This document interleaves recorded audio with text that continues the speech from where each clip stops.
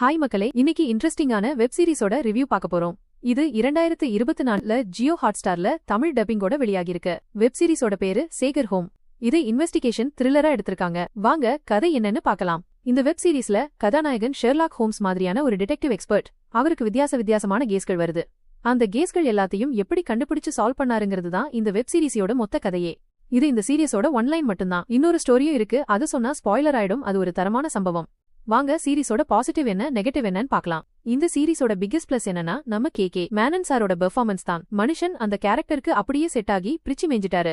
Whole web சீரிஸ்லயும் writing நல்லா இருந்தது. ஒரு 10 நிமிஷத்திலேயே ஹீரோ எவ்வளவு பிரில்லியன்ட் டிடெக்டிவ்னு சூப்பரா காமிச்சிருப்பாங்க. அப்புறம் ஒரே கேஸை 6 எபிசோடுக்கு சால்வ் பண்ற மாதிரி இழுக்காம ஒவ்வொரு எபிசோடுலயும் புதுசா கேஸ சால்வ் பண்ற மாதிரி கொண்டு போனது செம இன்ட்ரெஸ்டிங்கா இருந்தது. எங்கும் போரடிக்காம சீரிஸ் வேகமா போகுது. லாஸ்ட் எபிசோட்ல ஒரு ட்விஸ்ட் கொடுத்தாங்க பாருங்க, அதுதாங்க அல்டிமேட்.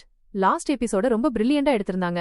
அப்பப்ப சம்பந்தமே இல்லாம ஒரு எபிசோட்ல சில சீன்ஸ் காட்டுவாங்க. அதுக்கு என்ன மீனிங்னு கடைசியில தெரிய வரும்போது ஒரு பெரிய சர்ப்ரைஸா இருந்துச்சு. மொத்தத்துல இது ஒரு தரமான பாலிவுட் ஸ்டைல் ஷெர்லாக் ஹோம்ஸ் மாதிரி இருக்கு. கண்டிப்பா மிஸ் பண்ணிடாதீங்க.